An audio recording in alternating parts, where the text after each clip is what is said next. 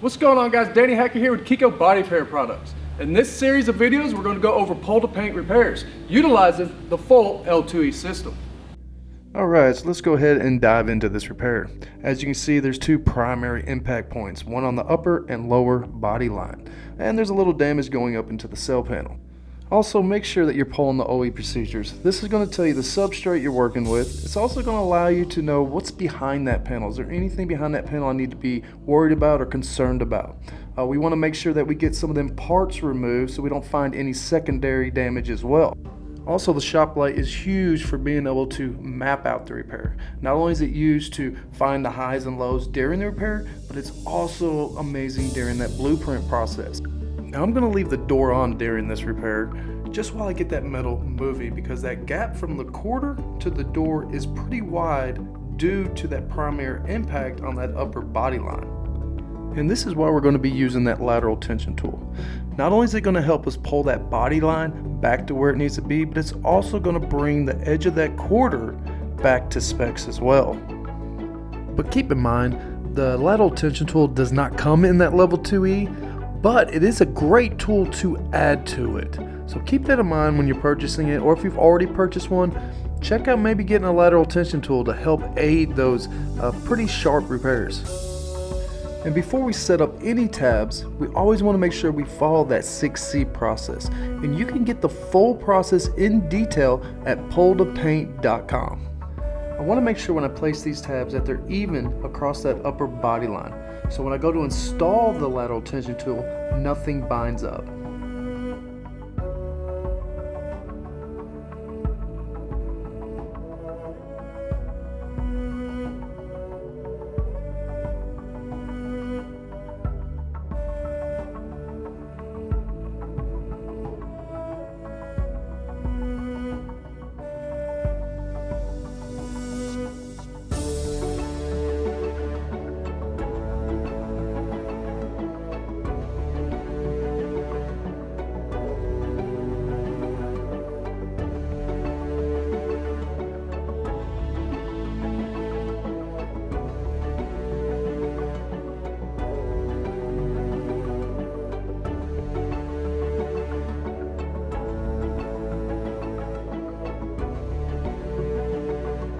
You also want to make sure that you do not over tighten it. That tool is designed to aid lateral tension. It's not the primary tool to pull the damage out. Even in this repair, I caught myself wanting to over torque it. Don't do that. When you see that rod bend, you know you have enough tension to be able to come in to the center with a tab and pull that primary damage. We've actually designed it that way. That way you have a good indication that you have enough tension. So you can see we got us a pretty big move. Now I'm going to grab the K-bar and I'm going to leverage off of the crown that was on that cell panel. This is going to give me that double action move, pushing down on the crown while pulling the low.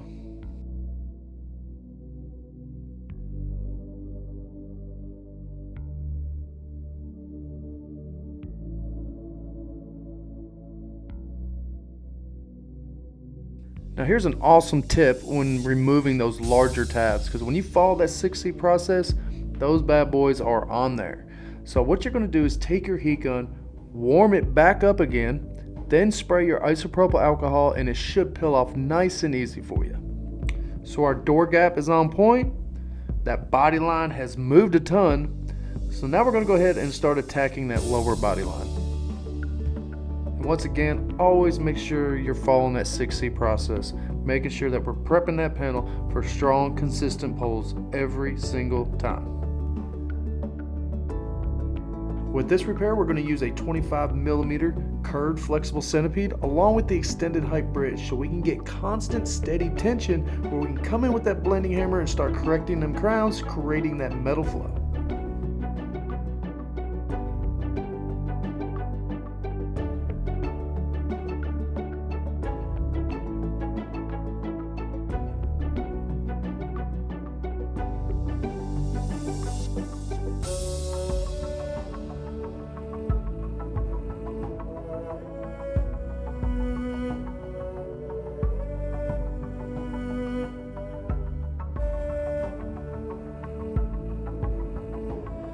As you guys can see, I haven't been overthinking anything.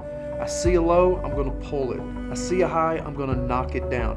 We have been repairing vehicles our whole career, pulling damage, except now we're doing it the most least invasive way possible, and that is utilizing GPR. GPR is the future. Guys, pick it up now. Don't wait any longer. You'll see how it's so much better, it's so much quicker. The end result is so much better. And once I get done pulling this massive damage, I'm going to move into my robo and my smaller crease tabs and dead centers and just start, pulling some of them smaller lows. Once I get everything kind of pulled out, I'm going to grab the slappers with my body hammer and just kind of smooth everything out, pushing all those crowns nice and evenly, so that way when I do get to my filler work, it's going to be one coat.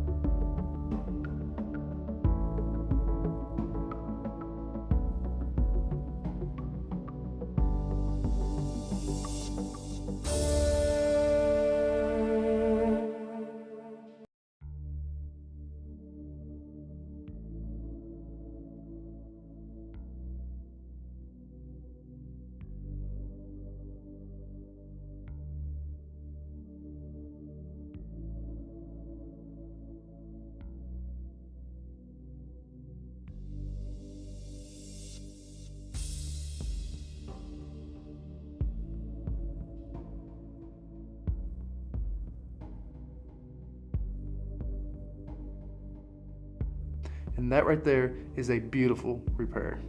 And man, I gotta tell you, I'm really happy with how this repair turned out. It is super flat. Now all I gotta do is just kind of grind those primary impact areas. Because there was some chip paint and there might be a little hairline crack right there at top, I want to be sure that I get rid of that.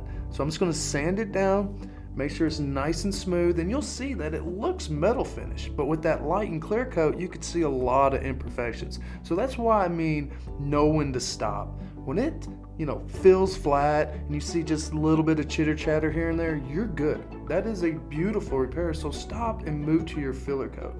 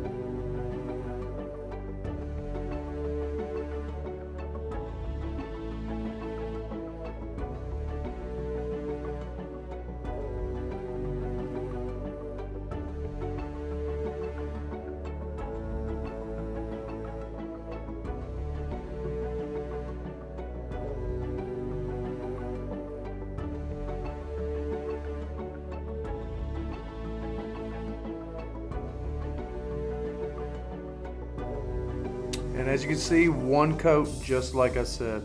That is something that I struggled with throughout my career, because you can never find all those highs up front. It's typically you would put a coat of filler, sand it, and then these massive highs would reveal, and then we'd have to knock them down. With GPR and the KECO L2E system, we're able to find all that stuff up front and correct it extremely accurately. So guys, thank y'all so much for watching, and tune in for more Hacker in the Shop. Take it easy, guys.